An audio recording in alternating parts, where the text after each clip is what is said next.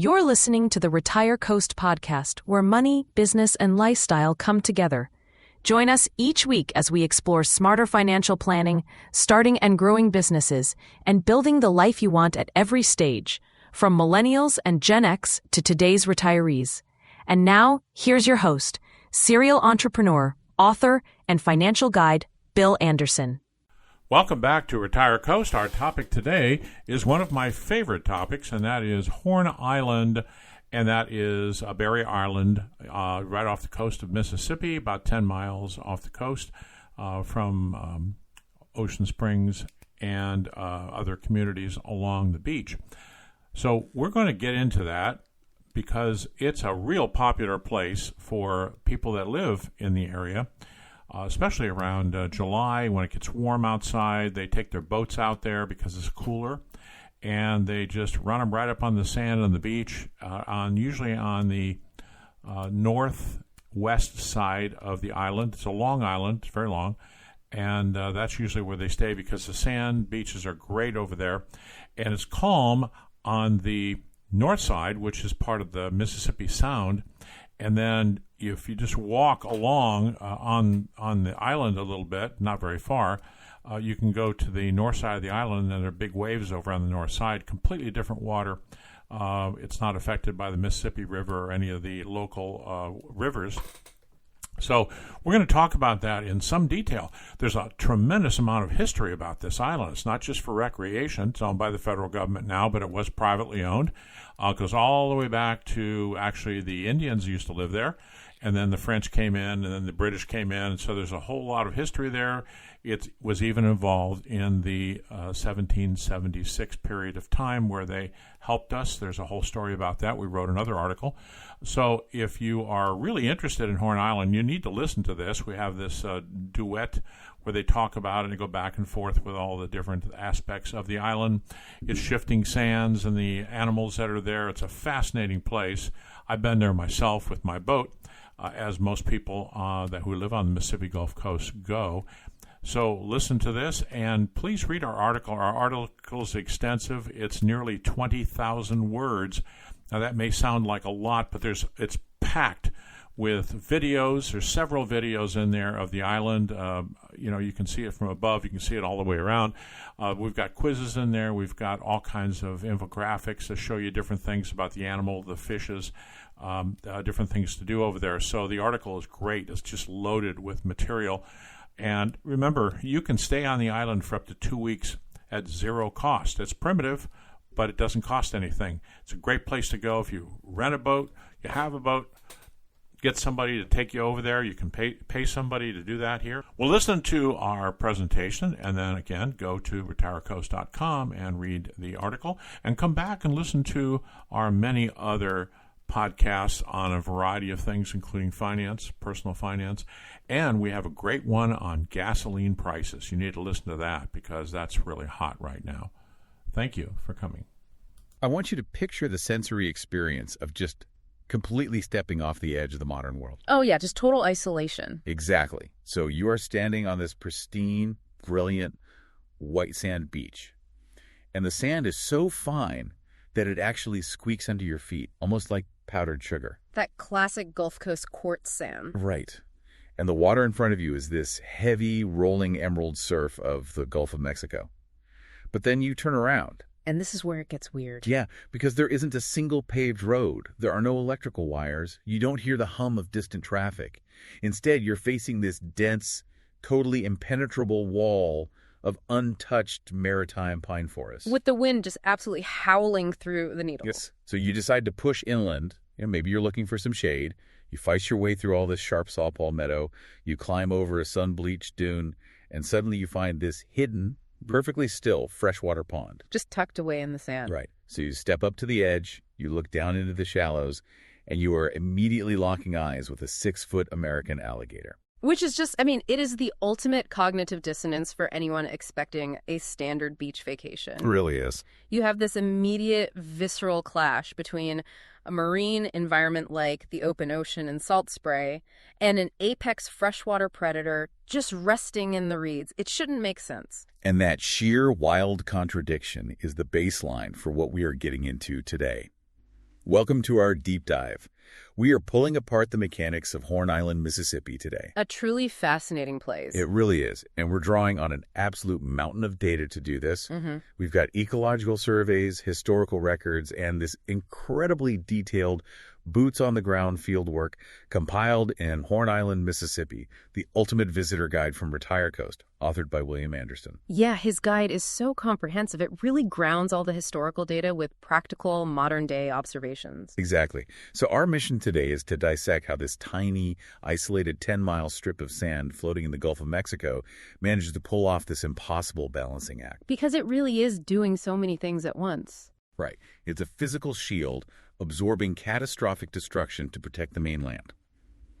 It's a globally critical sanctuary for species that logically shouldn't even coexist. And it's an environment so intense that it completely consumed one of America's most eccentric artists. It kind of forces you to completely reevaluate what a landscape is actually supposed to be. I mean, if you stand on the Mississippi mainland and look 10 miles offshore, Horn Island almost looks like a mistake. Just this tiny smudge. Right, just a fragile, pencil-thin line on the horizon. Well, But when you get into the fluid dynamics, the biology, and the history, you realize it is this incredibly complex, highly aggressive engine of survival. which is exactly why we need to start with the physical architecture of the place. Let's just look at the sheer geography for a second. Okay, let's lay it out. So Horn Island is a cornerstone of the Gulf Islands National Seashore. It sits about 10 miles south of the mainland. And it's roughly 10 miles long, but its width is totally deceiving. Oh yeah, it's incredibly narrow. Barely a mile wide at its most bloated point. And the verticality, almost non-existent. The absolute highest peak of sand on this entire landmass is 20 feet above sea level. Yeah, geographically speaking, 20 feet of elevation in the middle of the Gulf of Mexico is essentially a rounding error. It's a speed bump. Okay, let's unpack this. Because the foundational premise of Horn Island is that it's kind of a lie. Right. We look at a map, we see an island, and we just assume permanence. We assume bedrock. We assume it's anchored. Exactly. But the United States Geological Survey data shows us something completely different. Since the mid-1800s, Horn Island has actually lost approximately 24% of its total land area. A quarter of the island just gone. Gone. It is shrinking, yes, but Yeah. more importantly, it is physically migrating westward. It is a piece of land that literally refuses to stay put. Well, and that migration is the defining characteristic of a barrier island. They aren't land in the traditional sense. They are temporary accumulations of sediment that are entirely governed by hydrodynamics. Right, the water is in charge. Exactly. And the primary engine here is the longshore current. So when waves strike the shoreline at an angle, they don't just push water onto the beach, they actually generate a parallel current that runs right along the coast. And in the northern Gulf, that energy is moving east to west, right? Yes. So every single breaking wave picks up millions of grains of silica sand on the eastern tip of Horn Island, suspends them in the water column, and then deposits them slightly further west. So the island is essentially rolling over itself like a giant treadmill. That's a great way to put it. The eastern edge is constantly being devoured, and it's just spitting that sand out onto the western tip. But wait, if it's lost a quarter of its mass in the last century and a half, that math means the longshore current is taking away way more than it's giving back. Precisely. The sediment budget is deep in the red. Why is that happening now? Well, historically, these islands were replenished by sand washing out from mainland rivers. It was a balanced cycle. But human engineering like damming rivers, dredging deep water shipping channels, that has essentially starved the coastal system of new sand. So we cut off the supply line. We did. And then you add in rising sea levels and the increasing kinetic intensity of modern tropical cyclones, and the island is simply eroding much faster than it can ever rebuild. That is wild. And what's so fascinating is that the island has this split personality when it comes to the water it faces. It's this 10-mile line dividing two completely different aquatic environments. It really is a border wall. Yeah. You have the North Shore, which faces the Mississippi Sound, and that water is shallow. The wave energy is really low. The salinity is kind of diluted by river runoff.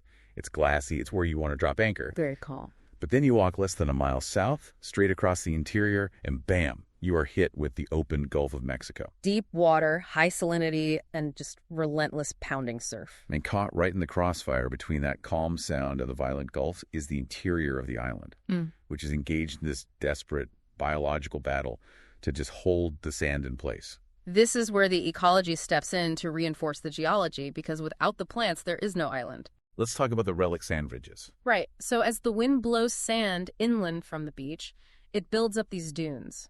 But a dune is just a pile of loose dirt until something anchors it down. It'll just blow right away. Exactly.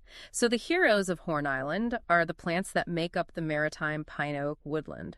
We are talking about slash pines and live oaks that have been completely tortured by the wind. Tortured how? Well, they don't grow straight up. They grow horizontally. They are aerodynamically contoured by decades of salt spray, so they end up looking almost like these massive, twisted bonsai trees. Oh, wow. And the understory is just as aggressive, right? You've got wax myrtle, yaupon holly, saw palmetto, and then out on the exposed dunes, the sea oats. Yes, the sea oats are crucial. So if the longshore current is the engine trying to tear the island apart, this root system is basically the structural reinforcement trying to keep it together. That's exactly it. The wax myrtles and palmettos send these massive, complex root webs deep down into the sand. They are physically binding the loose silica together. It's like biological rebar. That is the exact mechanism. Without the roots of the sea oats and the maritime forest, everyday aeolian transport, which is just the basic wind blowing across the Gulf, that alone would level those 20-foot dunes into a flat shoal in a matter of years. Just regular wind would wipe it out. Completely. And then when a hurricane hits, those root systems are literally the difference between the island surviving and the island ceasing to exist. The ocean will entirely overwrite the island during a storm surge, but the roots hold the core architecture in place. But the plants don't always win, do they? No, they don't. Because the physical evidence of that loss is everywhere in the interior, in what the sources call ghost trees. Ah, yes. The ghost forests. You walk through these dense, green, living pine forests, and suddenly you hit this massive graveyard. Hundreds of dead, sun-bleached, stark white pine trunks just standing vertically in the sand. Completely stripped of bark and branches. It's eerie. What exactly causes that? The ghost forests are the forensic evidence of a massive saltwater intrusion event. See, slash pines can handle a little salt spray on their needles. Sure, they're coastal trees. Right. But what they cannot handle is a 12-foot storm surge from a hurricane pushing millions of gallons of dense, hypersaline ocean water over the dunes and straight into the interior lowlands. Because the water doesn't just drain away immediately. Exactly. When that happens, the water pools in the depressions. It infiltrates the root systems. And it triggers a massive osmotic shock, right? Yes. So the salt concentration outside the tree roots suddenly becomes much higher than the water concentration inside the tree. Oh, I see where this is going. So instead of the roots pulling water up from the ground, the salt water literally sucks the fresh water right out of the tree. That is terrifying. The tree is literally dehydrating while standing in the middle of the flood. Exactly. The cellular machinery of the xylem and phloem completely breaks down. The pines die rapidly. But why do they stay standing for so long? Because the salt acts as a really powerful preservative. It prevents fungal and bacterial decay. So the trunks remain standing for decades. They become these skeletal monuments to past hurricanes, just slowly being sandblasted by the wind until they finally snap. Which raises an obvious structural engineering question for me. Let's hear it. If we know this island is losing mass, if we know it's migrating west, and if we are actively watching the forest die from storm surge, why aren't we out there stopping it? You mean human intervention? Yeah. It seems like standard human operating procedure would be to drag a barge out there, pour 1 million tons of concrete, build a massive seawall, and just anchor this thing permanently to the seafloor. Why let it wash away? Well, it is the ultimate hubris of coastal engineering to think we can freeze a dynamic system in place like that. Hubris.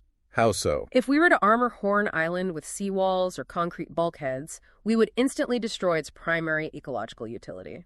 Horn Island is designed by nature to be a sacrificial lamb. Oh, because kinetic energy doesn't just disappear. If a Category 4 hurricane comes barreling out of the Caribbean, it is carrying an incomprehensible amount of energy in the form of a storm surge. A massive wall of moving water. Right. And when that wall hits Horn Island, the island takes the punch. The sand shifts, the dunes collapse, the trees die. But in doing so, the island absorbs and dissipates a huge percentage of that wave energy. It acts exactly like a giant crumple zone on a car. That's a perfect analogy.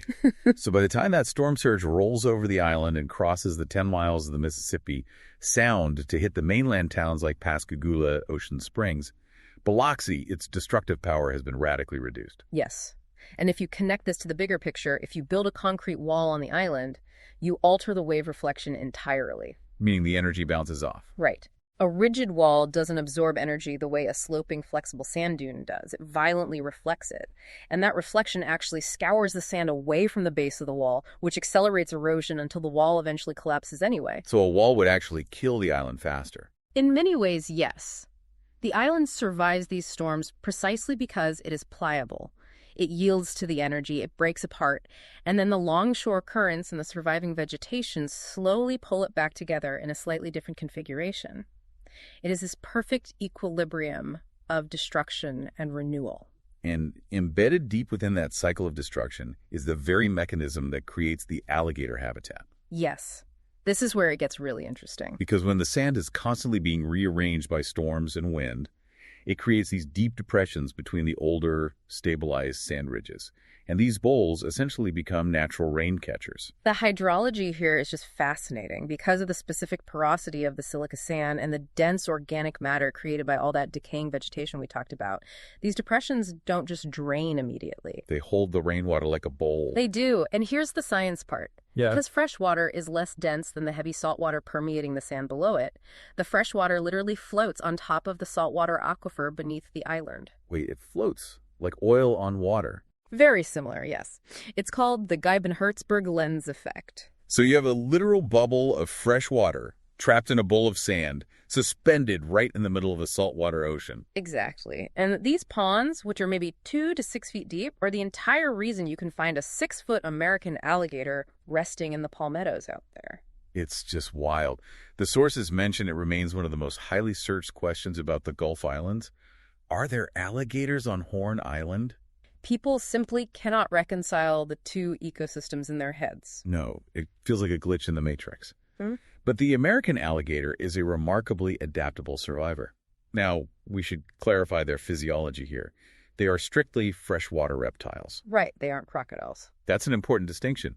They don't have the specialized lingual salt glands on their tongues that marine reptiles use to actively excrete excess salt from their bloodstream. Exactly. If you drop an American alligator into pure ocean water permanently, the osmotic pressure will eventually kill it. Just like the pine trees. The very similar principle, yes.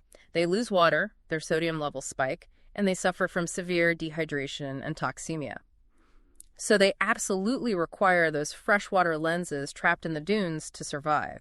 They need them to drink and to regulate their blood chemistry. But the island isn't a zoo. They weren't, dropped there by a helicopter. No, they got there themselves. Which is crazy, because the nearest mainland is 10 miles of open, salty ocean away. And knowing their physiology, swimming 10 miles through a toxic environment seems like an insane evolutionary gamble. Are we sure they aren't just getting swept out there by accident and getting trapped? Well, it is an incredible feat of endurance for sure, but they aren't just swimming blindly into the ocean. They are actually utilizing very specific meteorological and hydrodynamic phenomena to make the trip. Okay, how does that work? So the primary source population for these animals is the Pascagoula River Delta on the mainland.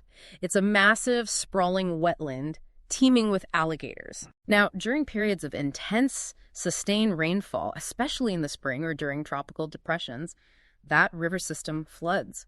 And all that floodwater has to go somewhere. Right.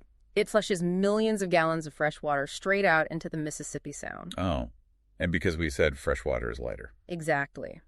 That river water is less dense than the Gulf salt water, so it doesn't immediately mix. It spreads out over the surface of the Sound, creating this massive temporary surface layer of relatively fresh, brackish water that can stretch for miles. It literally paves a freshwater highway on the surface of the ocean. It really does. And a large, motivated male alligator, maybe one that got pushed out of its territory in the river delta by a larger dominant male, can actually ride that surface layer of fresher water. Oh, wow. Yeah, they let the outflowing currents do a significant portion of the work, and they can cross that 10-mile gap to the barrier islands without experiencing severe osmotic stress. That makes perfect sense. They are basically riding the floodwaters out to the island. But once they get to Horn Island, they still have to find those hidden ponds.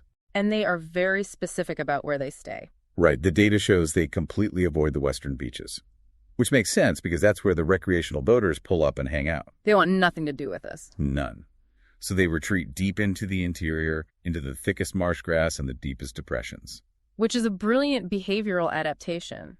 They seek the maximum concentration of fresh water, obviously, but they are also seeking the densest food web. Because they have to eat? Right. Those freshwater ponds on the island are entirely self-contained ecosystems. They are absolutely loaded with green tree frogs, pig frogs, aquatic insects, marsh turtles, and wading birds. So it's like a VIP lounge buffet for an alligator. It is a highly concentrated, very lucrative hunting ground. But it's also a trap, isn't it? It can be. Because those ponds are entirely dependent on rainfall and protection from the dunes. What happens when a Category 3 hurricane pushes a 10-foot wall of heavy Gulf saltwater straight into those freshwater depressions? The Gibbon-Hirschberg lens gets totally obliterated. The freshwater is just displaced by salt. Yes. That is the precarious reality of their existence on the island. When a storm surge inundates the ponds, or even when a severe summer drought evaporates them, the habitat instantly turns hostile. What do the gators do? They are forced into extreme survival mode. Now, their physiology allows them to slow their metabolism down significantly. They can hunker down on the mud and just wait for rain. Just wait it out. But if the salinity remains too high for too long, they will eventually abandon the island, they will plunge back into the sound and attempt the swim back to the mainland delta, or die trying. The population on the island is incredibly dynamic. It ebbs and flows entirely with the hydrology. Which makes their survival on the island even more impressive when you factor in the human element. Oh, definitely. Nature throws hurricanes and droughts at them, but humans threw commercial hide hunting at them. A completely different kind of threat. Historically, once hunters realized there were these captive populations of alligators essentially trapped in these small isolated ponds on a barrier island, it was just a slaughter. It was an entirely closed system. The hunters didn't have to navigate thousands of acres of deep mainland swamp, fighting through mud and mosquitoes to find them. They could literally just walk from pond to pond on the island. Shooting fish in a barrel. Exactly. By the early 20th century, the alligator population on Horn Island was driven to the absolute brink of local extinction. But then, weirdly, the outbreak of World War II inadvertently saved them. History has some strange twists. Right. The military actually took over the island for chemical weapons testing and biological research, which immediately shut down all civilian access. The hunters were permanently kicked off. And by the time the military eventually abandoned the island, and it was absorbed into the Gulf Islands National Seashore under the protection of the National Park Service, the alligators had been given this crucial window to bounce back. It is one of the more unique conservation timelines you'll ever see. Today, they are fully protected. And the National Park Service is exceptionally clear with visitors. You do not approach them. Yeah, that seems like good advice anywhere. But especially here. The extreme isolation of the island means these animals are not habituated to humans at all, which makes them highly unpredictable, particularly during nesting season when females will fiercely defend their clutch of eggs in the marsh grass. It's just a completely wild encounter. Yeah. But, while the alligators are down there dominating the hydrology of the interior, if you zoom out and look at the island from above, you realize that the ponds and the maritime forests are serving an even larger, globally significant biological purpose. The avian migration. Yes. Horn Island is an absolute international crossroads for birds. The biodiversity metrics in the data are staggering. Over 280 distinct bird species have been documented utilizing Horn Island and the surrounding waters. 280. For a strip of sand with minimal elevation and highly volatile weather, supporting that kind of diversity is just a testament to the sheer density of the food web there. And the architecture of the island supports different species in completely different ways. Let's take the resident birds first. We mentioned the ghost trees earlier, those dead standing pines. To an osprey, which is a massive fish-eating raptor, a 70-foot dead pine tree with no branches to block its view is the ultimate piece of real estate. It's the perfect watchtower. Right. They build these massive, tangled stick nests at the very top of the ghost trees, giving them a 360-degree vantage point to dive into the Gulf or the Sound for mullet. And you have brown pelicans diving in the surf right off the beach. You have great blue herons stalking the shallows of the alligator ponds. You have ghost crabs scavenging the rack line on the sand. Every single square inch of the island's geography is being exploited by a specialized resident. It's a living web. But the absolute marvel of Horn Island is its role for the non-residents, the migrants, the songbirds. We were talking warblers, indigo buntings, scarlet tanagers. I honestly try to conceptualize what it takes for a bird that weighs less than an ounce to navigate across the Gulf of Mexico, and it just breaks my brain. The metabolic math of avian migration over open ocean is terrifying. Break that down for us. So these neotropical songbirds spend their winters down in Central and South America. In the spring, they launch themselves off the Yucatan Peninsula and head north toward their breeding grounds in North America. Okay. That route requires flying nonstop across roughly 600 miles of the open Gulf of Mexico. 600 miles for a bird the size of a golf ball. Exactly. Which means they have to fundamentally alter their physiology before they even leave Mexico. They gorge on berries and insects, converting that food directly into highly dense lipid reserves fat. They essentially turn themselves into tiny feathered fuel tanks. That's exactly what they do. And they burn that fuel at an astonishing rate. They fly continuously for 15 to 24 hours, mostly navigating by the stars and the Earth's magnetic field. Which is a whole other level of crazy. Right. Now, if the weather is perfectly clear and they have a strong tailwind, many of them will simply fly right over Horde Island and make landfall deep in the mainland forests. But meteorology is rarely perfect. And this is where the concept of a migration fallout comes into play in the source material. Yes, fallouts are dramatic events. Because if those birds are halfway across the Gulf and they suddenly hit a strong northern headwind, or maybe a sudden spring cold front pushing down from the mainland, their ground speed just plummets. They hit an invisible wall of air. Right. They are suddenly burning through their lipid reserves twice as fast just to make forward progress. By the time they approach the Mississippi coast, their fuel tanks are sitting on absolute zero. They are literally metabolizing their own muscle tissue just to keep their wings moving at that point. And suddenly, rising out of the endless blue of the Gulf, they see the green canopy of the maritime forest on Horn Island. It is an absolute life raft. When a fallout occurs, the sheer volume of exhausted birds literally dropping out of the sky into the wax myrtles and Yupon holly is unbelievable. The texts say they are sometimes too tired to even fly away from humans. They just cling to the branches, panting. And this is why the understory vegetation we talked about earlier is so critical. If the island were just bare sand and dunes, those birds would wash up dead on the beach. They'd have nowhere to land safely. Right. But the dense shrubs provide immediate cover from predators and an instant source of insects and berries. They land, they aggressively refuel for a few days, and then they make the final short hop to the mainland. So without the specific botanical composition of these barrier islands acting as an emergency break and refueling station, the mortality rate for trans-Gulf migrants would be catastrophic. It would decimate global bird populations, truly. What's fascinating here is the stark contrast between the harsh environment, the salt, the heat, the storms, and the sheer density of delicate life that relies on it for survival. It's an international airport for birds. Yeah. An absolute non-negotiable layover.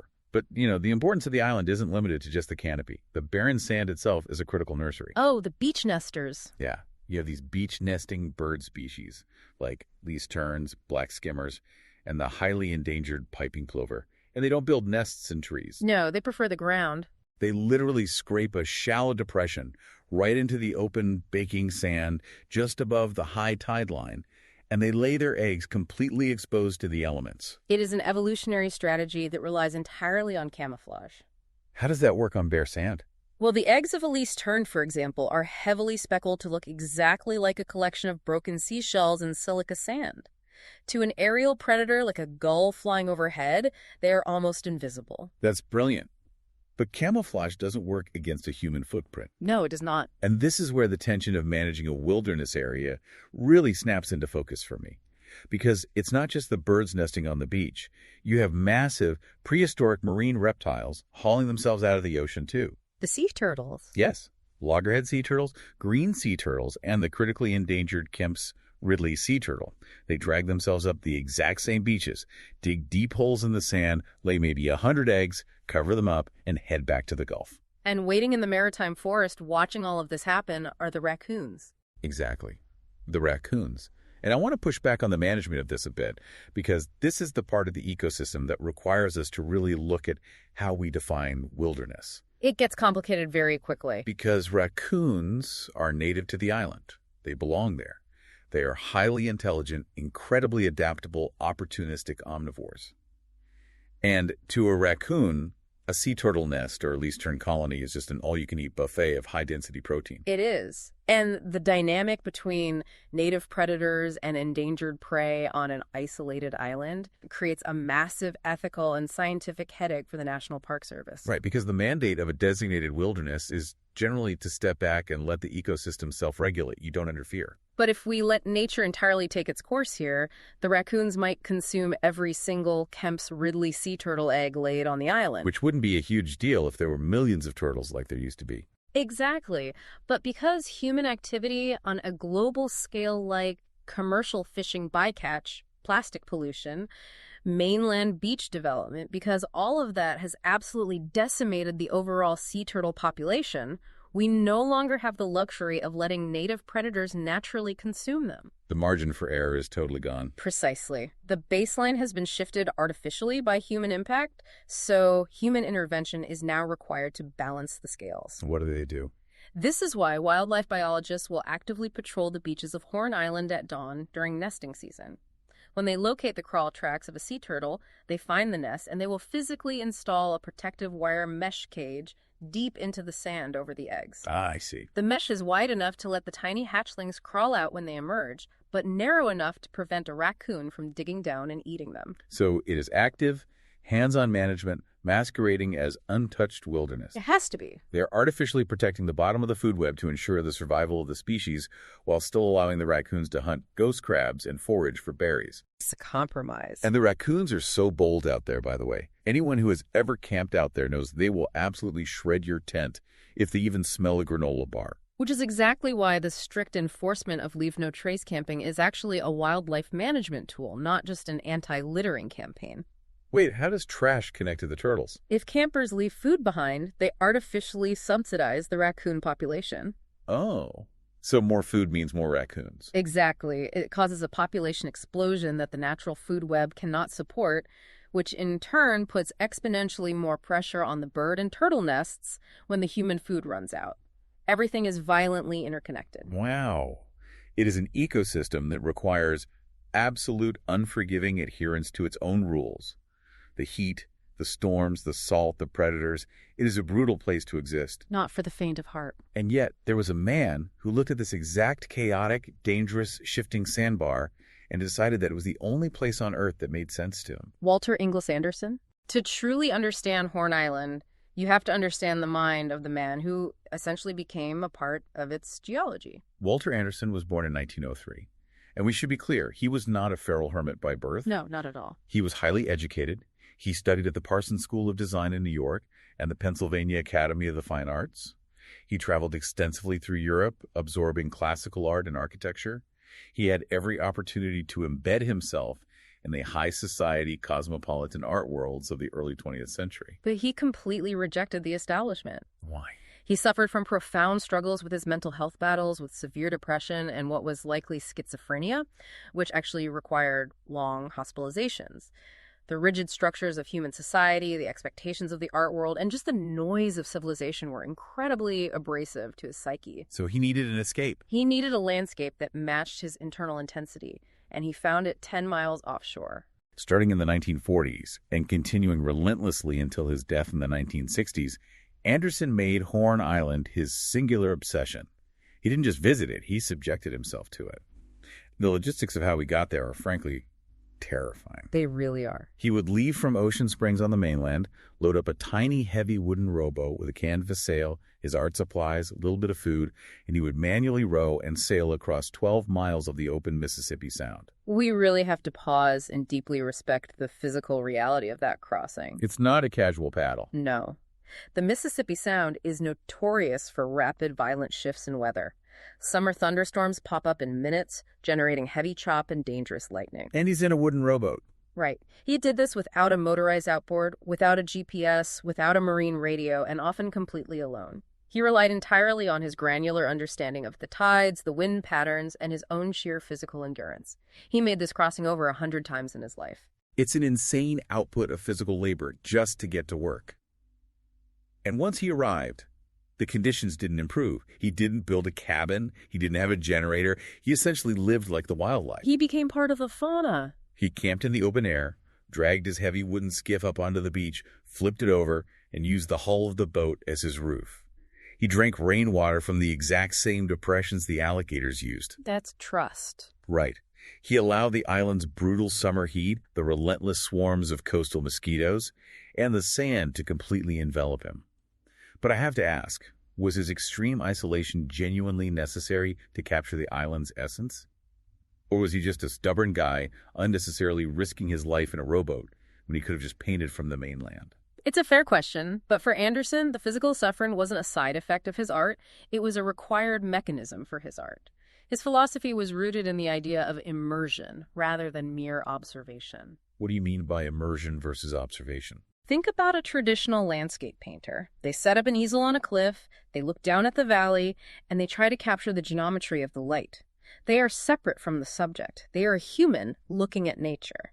Okay, very detached. Right. Anderson believed that to truly understand the essence of a pelican diving, or the violence of a hurricane, or even just the geometry of a pine cone, you couldn't be a spectator. You had to strip away your human comforts until the boundary between you and the environment dissolved completely. That we had to feel it. Yes. By sleeping under a boat, getting bitten by the mosquitoes, and enduring the storms, he felt he was actually earning the right to record the island's secrets. He rode out actual hurricanes strapped to trees on that island just so he could watch how the wind broke the branches. It's incredible. That is a level of commitment that borders on the fanatical. But it produced a staggering volume of work. He painted watercolors, he sketched, but the most vital resource he left behind were his journals, which were posthumously published as the Horn Island Logs. And those logs bridge the gap between fine art and hard science in a way very few things do. How so? When you read his journals, you realize he wasn't just waxing poetic about pretty sunsets. He was operating as a highly meticulous, obsessive naturalist. He really was. He documented everything with this hyper-focused, almost manic clarity. He recorded the exact blooming cycles of the wild orchids, the specific flight mechanics of dragonflies hunting over the ponds, the changing barometric pressure before a cold front. And she saw everything. There's this one profound concept he touches on in the journals, where he realizes that the island is never static. He wrote, "One image succeeds another with surprising regularity on Horn Island." That observation right there proves he understood the fundamental kinetic nature of the barrier island ecosystem. He knew the sand was moving, the birds were passing through, the water was shifting. He saw the treadmill. He did. He wasn't trying to capture a single definitive portrait of the island because he knew that was impossible. The island of yesterday was gone. The island of tomorrow hadn't been built yet. So his obsession was just trying to keep up with the flow of data, which is why his work is so critically important today, well beyond its aesthetic value. It's a scientific goldmine. Exactly. Historians, botanists, and ecologists actually use Anderson's journals and his thousands of watercolor paintings as a verified ecological baseline. This raises an important question about how we measure environmental change. Because he was so obsessively detailed, modern scientists can look at his work from the 1950s and see exactly what the coastal food web looked like before the massive acceleration of industrial pollution, coastal development, and modern climate change. He accidentally created one of the most comprehensive biological audits of a Gulf Coast ecosystem in existence. It is a phenomenal legacy. He utilized extreme isolation to forge a connection with the natural world that most human beings are simply incapable of tolerating. His work, much of which is preserved at the Walter Anderson Museum of Art in Ocean Springs, is a testament to the idea that true wilderness requires surrender. It really does. But, the irony of Walter Anderson seeking ultimate isolation on Horn Island is that he was actually just the latest in a very long line of humans who have utilized, occupied, and exploited that exact strip of sand. The human history there is deep. Very deep. For all its wildness, the human footprint on Horn Island is significant and in many ways very dark. Well, the geography of the island made human interaction inevitable. Because it's a barrier. Right. Because it sits 10 miles offshore, acting as a physical barrier between the deep Gulf and the protected mainland coast, it naturally guards the deep water passes that ships need to access the mainland rivers. It's a strategic choke point. Exactly. The archaeological record shows heavy utilization by indigenous populations long before European contact hunting, fishing, utilizing the maritime resources. Then the French arrived in 1699, trying to establish a foothold in the New World. And it didn't stop there. No. During the American Revolution and the Civil War, it was a tactical puzzle piece for controlling shipping lanes. And as we discussed with the alligators, it was fully requisitioned by the military during World War II for biological weapons testing. Which is a remarkably dark chapter. Using pristine wilderness to test the deadliest agents humanity could invent. Right. But because the island lacks deep bedrock, fresh running water, and stable soil, it constantly resisted permanent, large-scale civilization. Armies and navies came and went. The sand just wouldn't hold them. The wilderness always reclaimed it. And when you have a landscape with a deep human history that is completely devoid of permanent human presence, it becomes a massive incubator for folklore. Oh, the ghost stories. The ghost stories are the best part. And the geography perfectly explains why these stories exist. Let's talk about the lighthouse. From 1874 to 1906, the U.S. government operated a wooden lighthouse on the eastern tip of the island to guide timber ships through the pass. A heavy wooden structure built on shifting sand in a hurricane zone. I mean, what could go wrong? It was doomed from the start. It really was. It was eventually destroyed and abandoned. But the legend of the lighthouse keeper remained.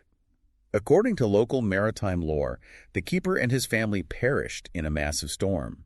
And to this day, sailors and fishermen navigating the dark shoals around the eastern tip claim to see a phantom lantern. A phantom lantern. Yeah, a pale blue or amber light just hovering above the wave breaks exactly where the lighthouse used to stand. Which is a beautiful piece of atmospheric storytelling, but it also reveals the psychological mechanics of sensory deprivation.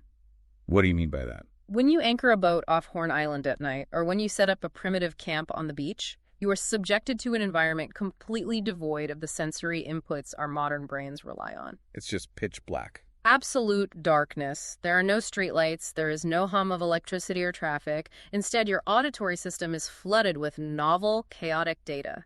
The wind rushing through the needles of a dead pine tree sounds remarkably like human whispering.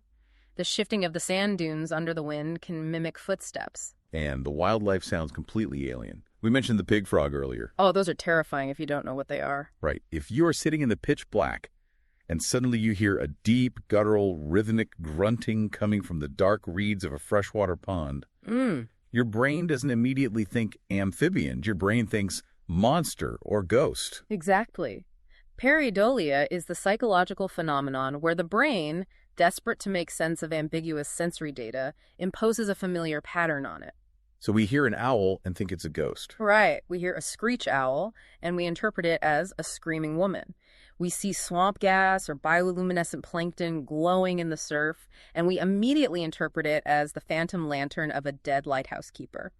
The absolute isolation of the island forces the human mind to fill the void with its own fears and legends. Which is why the legends are so persistent. There are tales of Jean Lafitte's pirate treasure buried under the dunes, guarded by spirits. Tales of disembodied singing floating over the lagoons at midnight. It's so real. And honestly, do you think the ghost stories actually serve a practical purpose? Like, if you are an experienced captain in the 1800s and you want to keep inexperienced, superstitious sailors away from incredibly dangerous shifting sandbars that will rip the hull off a ship, what do? You tell them the shoal is haunted. That's a great point. The ghost story acts as a psychological buoy. It keeps people away. And keeping casual visitors away is still kind of the primary defense mechanism of the island today. The National Park Service manages it as a designated wilderness, which means access is intentionally difficult. There is no bridge. There is no paved road. More importantly, there are no public ferries that will drop you off on Horn Island. If you want to get there, you have to earn it. You really do. You need a private boat, a hired charter, or you have to undertake a grueling 10 to 12 nautical mile sea kayak expedition from Ocean Springs. Which means crossing active shipping channels and fighting tidal currents. And once you arrive, the reality of the wilderness designation becomes very, very apparent. There are 0 facilities, no visitor center, no public bathrooms, no trash cans, no running water, no emergency shelters. It is the ultimate exercise in self-reliance. It's like stepping onto another planet that just happens to be a few miles off the highway. The regulations are incredibly strict. Leave no trace. You have to pack in every drop of water you will need in that blistering Gulf Coast heat. You pack out every single wrapper, bottle, and piece of waste. You are not allowed to cut live vegetation for fires. You are a temporary biological blip on the island's radar, and you are expected to completely erase your presence the moment you leave. Because the environment is so finely balanced, any permanent human infrastructure would trigger a cascade of degradation. Like the butterfly effect. Exactly. If you built a dock, a boardwalk, and a restroom facility, you would immediately alter the wind flow over the dunes. You would concentrate human foot traffic, which would crush the root systems of the sea oats. That would lead to the collapse of the dunes, which would then expose the alligator ponds to saltwater intrusion. The lack of convenience is literally the mechanism of preservation. But even with that impenetrable wall of inconvenience, the island is not completely safe from human reach. Because it sits in the Gulf of Mexico, it is downstream from massive industrial infrastructure. In 2010, the Deepwater Horizon oil spill proved that isolation is an illusion. That event fundamentally shattered the concept of the protected wilderness. The oil didn't care about the boundaries. No, the oil didn't respect the National Park Service boundaries. The chemical dispersants didn't magically stop at the shoreline. Millions of gallons of crude oil washed into the Mississippi Sound and coated the pristine beaches of Horn Island. It inundated the rackline where the shorebirds feed, it threatened the sea turtle nesting grounds, and it poisoned the water column that the pelicans dive into. It was a horrific reminder that this delicate, ancient ecosystem is inextricably linked to the modern world's demand for fossil fuels. The cleanup took years. It did. And the long-term biological impacts of the persistent organic pollutants embedded in the food web are actually still being studied today. It just highlights the extreme vulnerability of the place.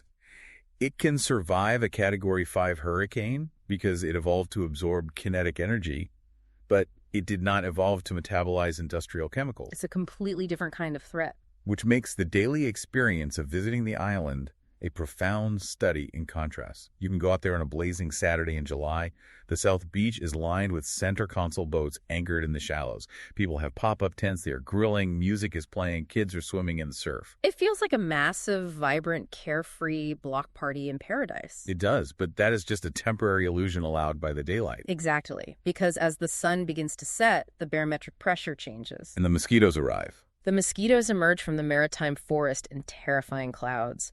The boats pull anchor, the engines roar to life, and everyone flees back across the 12 miles of open water to the safety of the mainland, back to air conditioning and concrete. And within an hour, the exact same beach that was packed with hundreds of people is entirely empty. The silence drops like an anvil. The darkness takes over. The raccoons come out of the palmettos to scavenge the beach, the ghost crabs emerge from their holes, and the alligators sink down into the black water of the interior ponds. The island completely reclaims itself. It is an ecosystem defined by its duality. It absolutely demands to be taken on its own terms. And that duality is the ultimate takeaway from everything we've pulled apart today. Horn Island is an absolute paradox. It really is. It is a physical shield, migrating westward, constantly sacrificing its own mass, letting hurricanes rip its forests apart and drown its dunes, just to absorb the kinetic energy that would otherwise obliterate the Mississippi coastline. It is dying to protect the mainland. And yet, within that violent, shifting, dying architecture, it sustains a hyper-delicate, impossibly dense web of life. The freshwater lens floating in the sand, keeping the alligators alive. The exact density of wax myrtle providing sanctuary for a warbler that just flew 600 miles over the ocean. The precise temperature of the sand incubating an endangered sea turtle egg. It is nature operating with ruthless, breathtaking efficiency, entirely indifferent to human ego. It is exactly what drove Walter Anderson to the brink of his own sanity, the raw desire to merge with something so violently alive. It forces us to recognize that true wilderness is not a static postcard. Yeah. It is a kinetic, dangerous, profoundly balanced engine. But it leaves us with an incredibly stark reality to face. We know the math. Right. The USGS data confirms it has lost a quarter of its mass since the 1850s. The longshore currents are starved of new sediment. The sea levels in the Gulf are rising due to thermal expansion and glacial melt. The kinetic energy of the storms it must absorb is exponentially increasing. The physics of its survival are being pushed past the breaking point, which means we have to ask the ultimate question about the alligator in the pond, the osprey in the ghost tree, and the ghost stories in the dunes. If this trajectory holds, if the erosion outpaces the renewal and the sea level overtops the 20-foot ridges, what happens when Mississippi's sacrificial lamb finally makes the ultimate sacrifice? When Horn Island simply dissolves into the Gulf of Mexico and becomes nothing more than a submerged memory, will the intricate, chaotic web of life that relied on it simply vanish? Or is the brutal, unforgiving reality of a barrier island that it was always, from the very moment of its creation, destined to disappear? Catastrophic fuel penalty of ignoring a check engine light. The check engine light is often triggered by the failure of the very sensors that maintain that perfect fuel ratio, specifically the oxygen, or O2, sensors in the exhaust. If an O2 sensor fails, the computer loses its ability to monitor the combustion efficiency. It goes blind. And what does a blind engine computer do? It panics and defaults to self-preservation. It enters what mechanics call a limp mode, or a default rich cycle. To prevent the engine from running too lean and halting a piston, the computer intentionally dumps massive, excessive amounts of fuel into the cylinders just to be safe. It prioritizes keeping the engine running over efficiency. If you drive around for 6 months with a failed O2 sensor, your miles per gallon will be absolutely horrific. So do not put a piece of black tape over the check engine light. Fix a sensor. Let's shift gears massively here and look at a specific subculture of drivers. Because if aerodynamics, rolling resistance, and weight optimization matter for a Honda Civic, they are exponentially more critical for anyone towing a literal house behind their truck. We are entering the realm of the heavy haulers. RVs, travel trailers, fifth wheels, and commercial fleets. This is where the physics of everything we have discussed gets multiplied by a factor of 10. The report calls this the RV multiplier. The baseline numbers here are just wild. They note that the average Class A or Class C motorhome gets somewhere between 6 to 10 miles per gallon. That's rough. And if you take a standard, efficient pickup truck and hitch a heavy, aerodynamic brick of a travel trailer to the back, your fuel economy doesn't just dip, it plummets by 30 to 50% instantly. You are fighting a two-front war against physics. First, you have massively increased the gross combined weight of the vehicle, which heavily penalizes your low-speed urban acceleration. The engine has to overcome tremendous inertia just to get rolling from a stoplight. Second, and far more destructively, you are pulling a gigantic, flat, unaerodynamic rectangular box through the fluid atmosphere at highway speeds. The frontal area is just massive. It's like dragging a parachute the size of a billboard. Yeah. So what can these drivers realistically do? They can't redesign the shape of their RV. No, but they can exert supreme discipline over the one variable they do control: speed. The exponential curve of aerodynamic drag we discussed earlier is punishing for a car, but it is absolutely devastating for an RV. The source breaks down a highly relatable real-world scenario: a 2,000-mile cross-country family vacation in a motorhome. Let's look at the math on that. If the driver of that motorhome insists on maintaining a speed of 70 miles per hour on the interstate, fighting that massive aerodynamic drag, they might average roughly 8 miles per gallon. To cover that 2,000-mile journey, the RV will consume 250 gallons of fuel. 250 gallons. That is a massive expense. Now, let's apply a behavioral shift. The driver swallows their pride, embraces the reality that they are driving a house, and reduces their cruising speed to 60 miles per hour. Because they have dramatically reduced the velocity squared in the drag equation, their efficiency improves to, say, 9 miles per gallon. One single MPG improvement doesn't sound like a lot. Not until you stretch it over the distance. Over that same 2,000-mile trip at 9 miles per gallon, the RV now only requires 222 gallons of fuel to reach the destination.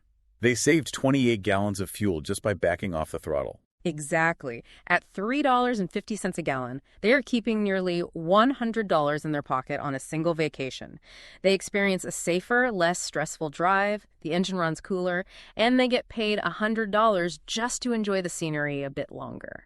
$100 pays for a fantastic dinner out on that vacation instead of handing it over to the gas station. And there is another massive mechanical blind spot the source points out for people who tow trailers. We spend a lot of time on tire pressure for passenger cars, but trailer owners have a unique, highly dangerous problem. Trailer tire neglect. It is rampant. I see this constantly. People are meticulous about their $80,000 pickup truck. They check the oil, they monitor the truck's tire pressure sensors perfectly, but the travel trailer they are towing has been sitting stationary in a dirt lot beside their house for the last 8 months of winter. Spring arrives, they drop the trailer onto the hitch, and they just drive away without a second thought. And this is where the chemistry of tires works against them. Rubber is slightly porous. Over those 8 months of sitting idle, fluctuating through extreme winter temperatures, those trailer tires have inevitably permeated and lost significant air pressure. So now this driver emerges onto the interstate, dragging a heavy trailer equipped with tires that are perhaps 30% underinflated. The rolling resistance is astronomical. It severely cripples the truck's fuel economy because it feels like you are towing an anchor. But the fuel penalty is actually the least of their worries.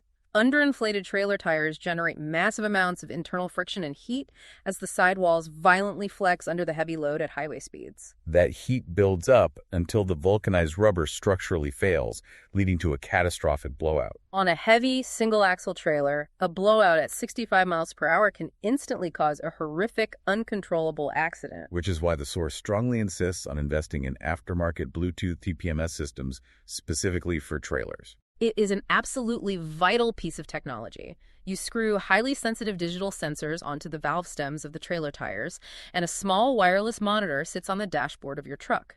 It feeds you real-time data on the exact PSI and internal temperature of every single trailer tire. It eliminates the blind spot. It does. It catches the slow pressure drops that silently kill your fuel economy over long distances, and critically, the temperature alarm will warn you of overheating bearings or flexing sidewalls long before a blowout occurs. It is a relatively minor investment that pays for itself rapidly in both fuel preservation and disaster prevention. Okay, we are entering the final phase of this deep dive.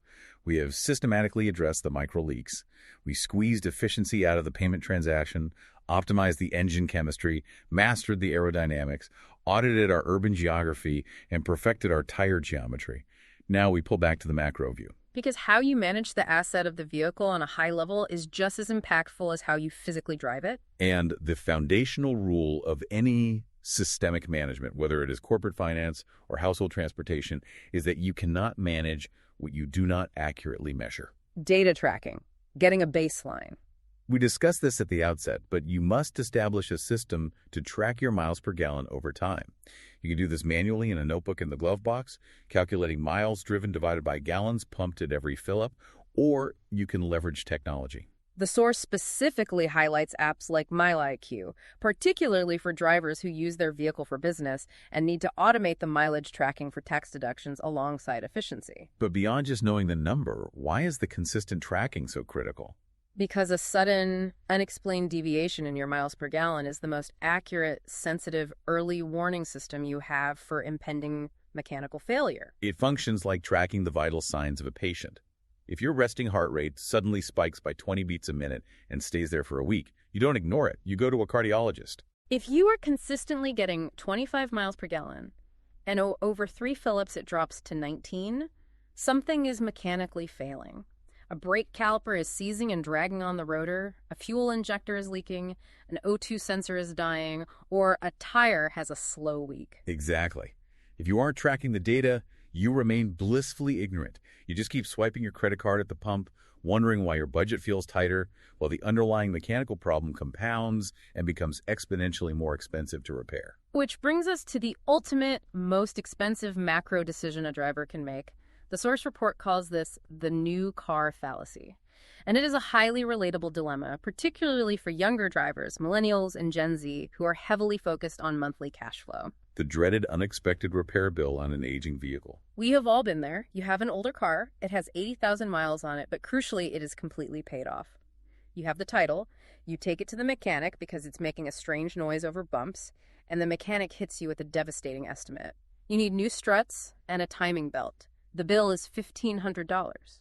It feels like a massive financial blow. And the immediate, visceral, psychological reaction is defense. You think, I am absolutely not sinking $1,500 into this old junker.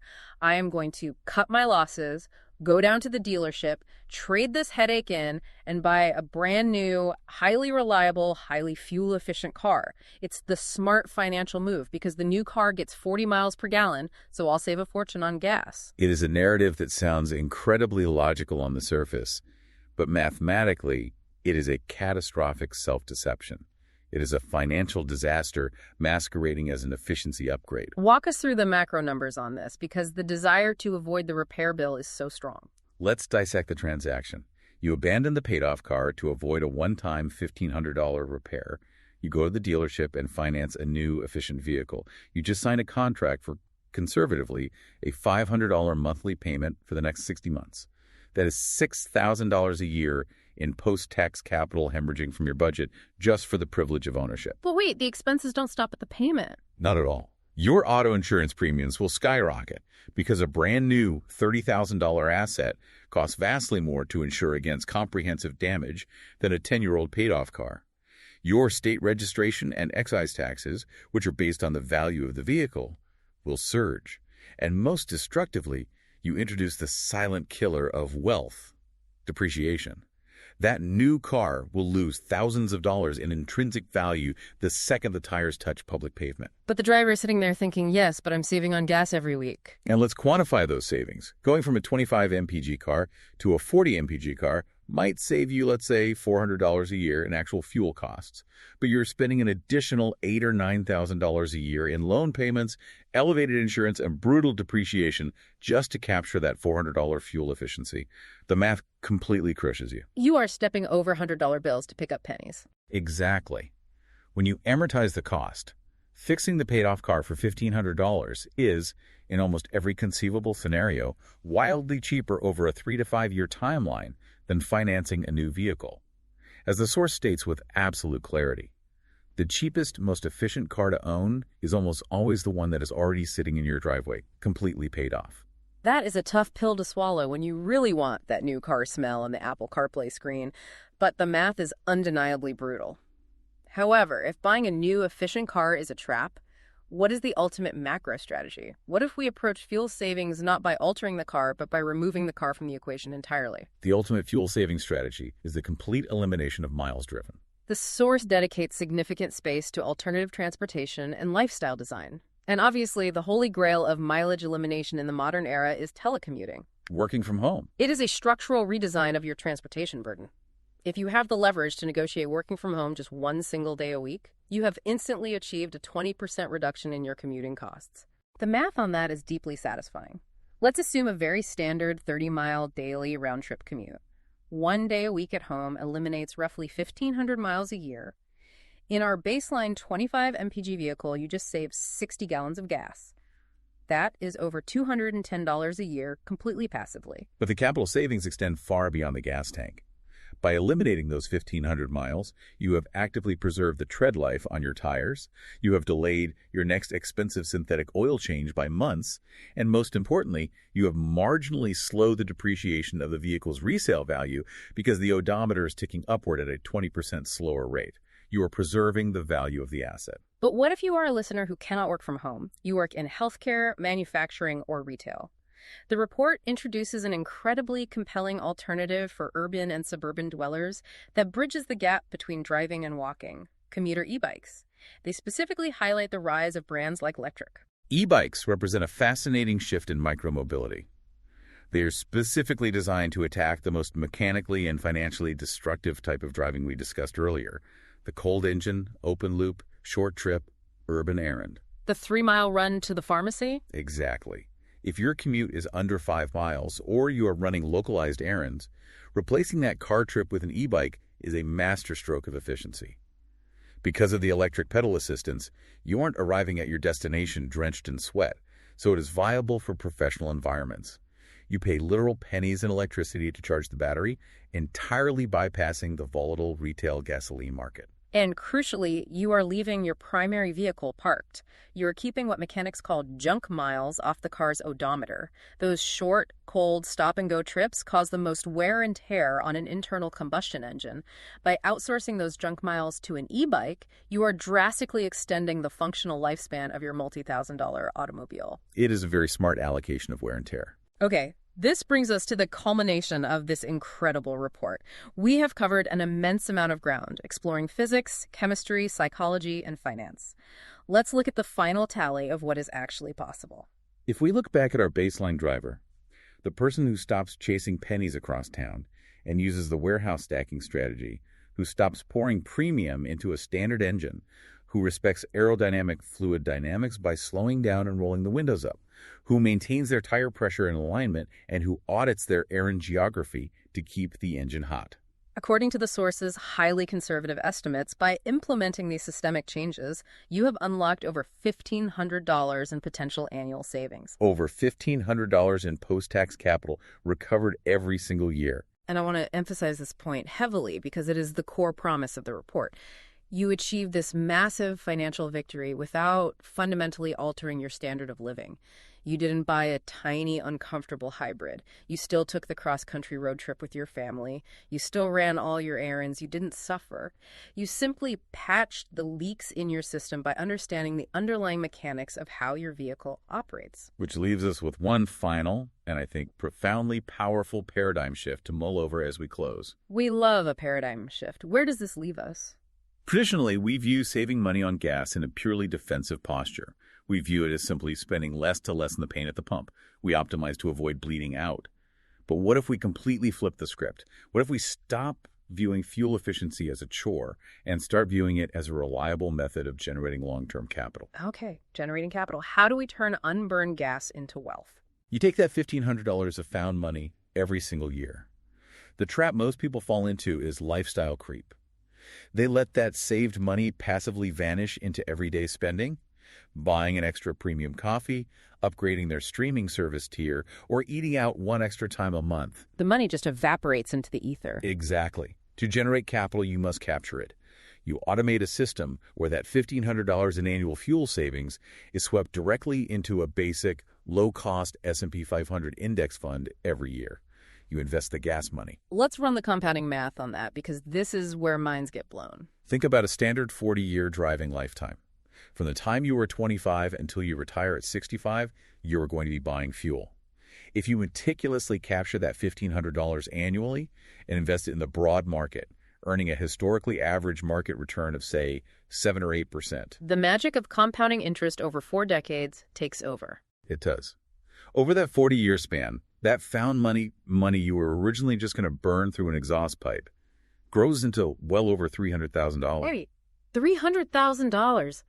Just from checking my tire pressure, resisting the urge to buy premium fuel, and driving 65 instead of 80 on the interstate. Yes, that is the sheer mathematical power of redirecting capital from a depreciating liability combustion into an appreciating asset. The simple daily act of driving your car with aerodynamic and thermal precision, of treating fuel consumption as a highly managed economic variable rather than a passive leak, could literally fund a massive portion of your retirement. That is absolutely staggering. You aren't just saving a few dollars at the pump. You are literally turning your daily commute into a wealth-building engine. You are transforming a chore into a financial portfolio. That changes everything about how it feels when you sit behind the steering wheel in the morning. It's no longer a burden, it's an opportunity. It provides a profound sense of agency. You are no longer at the mercy of the marquee sign outside the gas station. You are in control of the math. Listeners, we want to thank you for joining us on this incredibly deep dive into the mechanics and economics of the road. The RetireCoast Fuel Price Intelligence Center report has provided us with a phenomenal roadmap. But you don't need to implement all 82 proven ways tomorrow morning. We encourage you to take one single step, one micro habit from today's discussion. Maybe check that sticker inside your door jamb and inflate your tires to the engineered pressure, or set up a credit card specifically for your fuel purchases before your very next fill-up. Stop paying the invisible subscription fees. Take control of the machine. We will catch you on the next deep dive. Well, thank you for listening. I hope that you found this as fascinating to listen to as I did, and I created it. So I hope that you will come back to RetireCoast and listen to some of our others. We have several hubs that we want to present to the public, so we do it through RetireCoast.com. One of them, of course, is our new effort with the Fuel Price Intelligence Center, and we'll keep that up as long as it's interesting and it's topical. We also have our estate planning membership, where you can join and you can complete all of the documents for your estate. That includes the will and the trust and all that. But more than just completing the documents with the tools, we want you to thoroughly understand each and every tool. So we have created the RetireCoast Estate Planning Academy for that purpose. There will be about 40 lessons. Each lesson has over 10,000 words. It's like going to college. And it's not that everyone needs to know everything that's in there, but if you want to know what you're doing, instead of just tossing it out to an attorney to do, which is good for a review, but not for actually doing it without you understanding what they're doing. It's the same thing with someone that is a plumber. You can have the plumber come to your house, but you're going to ask the plumber, what are you going to do, and how are you going to do it, and why am I paying that much money for it, for example. So we want you to understand every single aspect of estate planning, and that's why we did the Academy for you, and the Academy is free. It is an extensive collection of articles that I have written after doing much research. I understand everything that's in there after years and years and years of not only creating my own but working with employees at corporations I've formed and helping them along the way too. So my knowledge is there, and practical experience is involved as well. And we're not leaving the attorneys hanging out to dry here. There's a good place for an attorney, and the attorney is to review what you have done. We're going to tell you what you need to do. The attorney will, of course, agree with that because we're telling them what's required for a will and a trust and those things. But we want you to take it to your attorney and have the attorney just review it. And, of course, there may be some attorneys that would like to use the RetireCoast, sending their clients to RetireCoast to do all the heavy lifting at home. And then the attorney can do his best work, which is use his head and help you go over all the documents and everything, maybe mention what might be missing, that kind of thing. And then it's done and done correctly. So that membership is great membership. It's a real bargain. We also have the Millennial membership that we call the Millennial Lab, and that's for millennials and Gen Zs and Gen Xs, and it's really geared for people in those age groups and income groups. A lot of tools in there to help people. For example, if you're renting an apartment with a couple of people, how do you pay for what, and who pays for this and that? And there's a tool in there that helps with that. So the Millennial Hub is great for personal finance, help you get along in life at the early stages.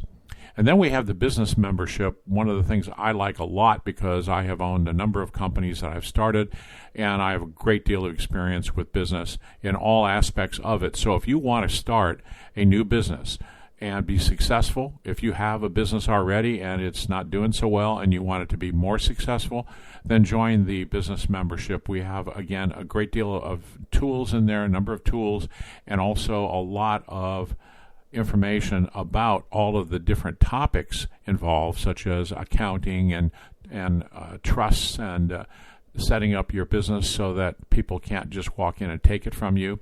And then what if you want to sell it when you retire? Or what if you want to start a business in retirement? We have a whole series of articles on that too. Well, thank you very much for coming to RetireCoast. I hope that you enjoy our articles and our podcasts. Come back again. Well, I'm back just to say goodbye, and thank you for listening to our podcast. I hope that you learned something. I did while I was researching and writing it, and of course it's not too far from where I'm at, so I can certainly appreciate it. We're going to do this on other islands as well. There are actually 4 of them here. We're going to do a podcast on each one of the islands. Every one of them is just as interesting as Horn Island. So come back and listen to our podcast on the other islands, including Ship Island and Cat Island. Plus, don't forget Deer Island. Thanks for coming. RetireCoast.com. Check the show notes for the links. Thank you.